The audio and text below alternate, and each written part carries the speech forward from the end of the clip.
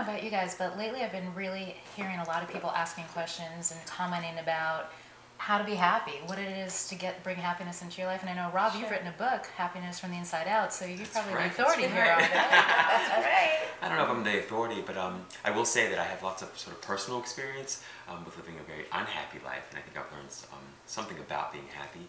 I think to a large extent, a lot of us think of getting that brand new car, the new relationship, the new spouse, making more money, better health, and we think of all those things as happiness, or at least we think of those things as bringing us success, which also brings us happiness. But by and large, what that really is about is sort of attaching conditions to your happiness, and it's a very limited way of thinking about happiness. So a much better way of thinking about happiness is realizing that at the end of the day, no matter what it is that you want, whether it's a relationship, whether it's that car, whether it's a new house, whether it's a promotion, whether it's great health, you want all those things because it's a feeling that you're ultimately after, right? It's a feeling. You want to enhance your sense of well-being.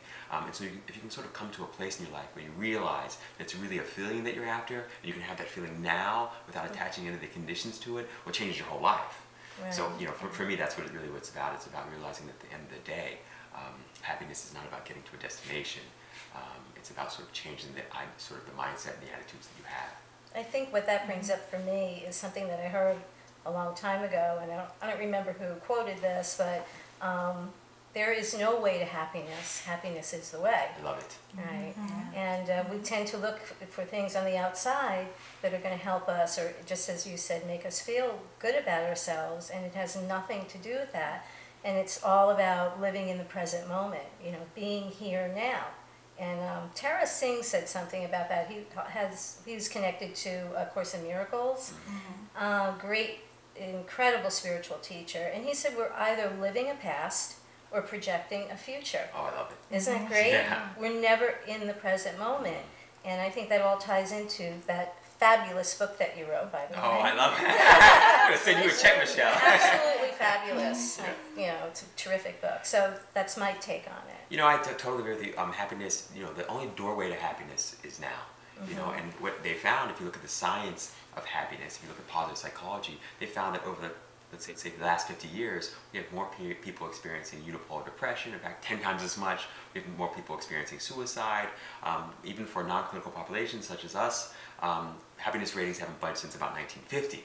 So we have more people that are depressed, and at the same time, we have more people that have experienced unprecedented material and economic growth. We have more people that are living the American dream, the European dream, the Japanese dream. We have more millionaires and billionaires than ever before in the history of mankind. So clearly, you have to come to the place where you realize that happiness and success they don't sort of come part and parcel with each other always. Right. Absolutely, and people just keep raising the bar, and you're never going to get there if it's always something that you're looking toward, looking in the future.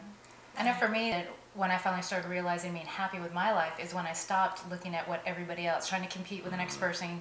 Even in school, like who had the best grades, you were always the top of everything.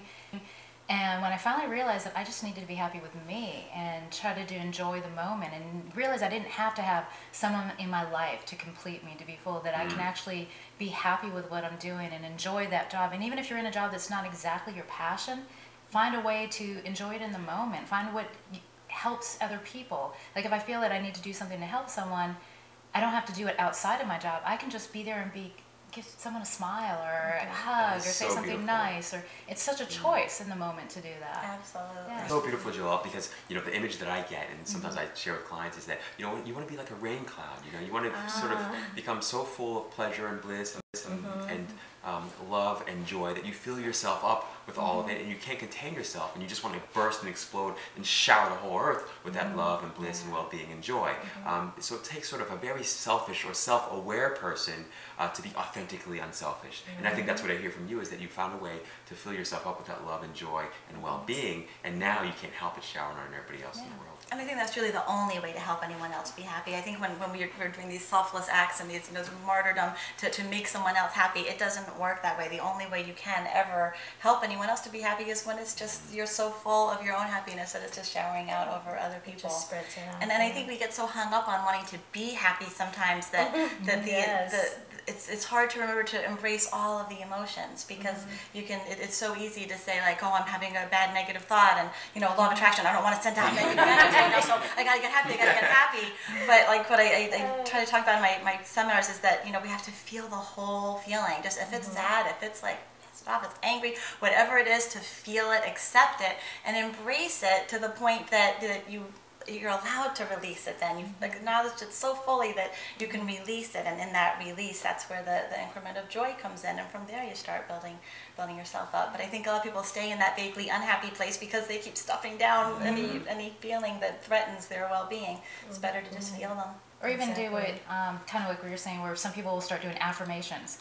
I'm happy, I'm blissful. And that's great to say that, but to say it without feeling it and have meaning and really say there, instead of going, oh, I'm happy, I'm happy, I'm happy, go, breathe it in. I'm really happy. Feel it. You don't just say it. You actually have to feel the moment and feel what your intention is. You know, you both said something so poignant, and I think what's so poignant about what you said is that, you know, at the end of the day, it's about telling a better feeling story that's based in truth. It has to be believable, so it's about telling your highest truth, right? And often people will say, well, you're telling me not to face reality. No, absolutely. Face reality, but face the pieces of reality that feel good when you face them, right? So it's often about, and that part of that is also realizing that it's the contrast that makes life so beautiful. Without sort of darkness, you can't experience the light, you know, and without off, you can't understand what on is. And so life is sort of a contextual field from which you tease out the pieces that you really enjoy and that make you feel good. And happy is a choice. I mean, you know, I've heard also you can either choose to be at peace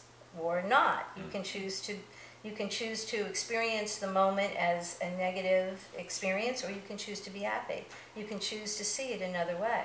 Do you want to choose to be right, or would you rather choose to be at peace? And I'm all for the peace. You know, it's interesting. I there's an expression that I just absolutely love. It's that, you know, when you're feeling really depressed, you're one step away from, let's say, suicide, and you're also one step or one thought away from enlightenment. And I love that because you're sort of right on that brink and right on that edge. And I think that's been my experience. The other thing that sort of you brought up, Michele, that I just think is so beautiful is that there's always somebody doing worse than you. And that's something that we sort of forget, you know, that, you know, the expression sort of comes to mind of, you know, I was unhappy because I had no shoes until I met the man who had no feet. Boom, right? That's in your face, immediately you get that, right?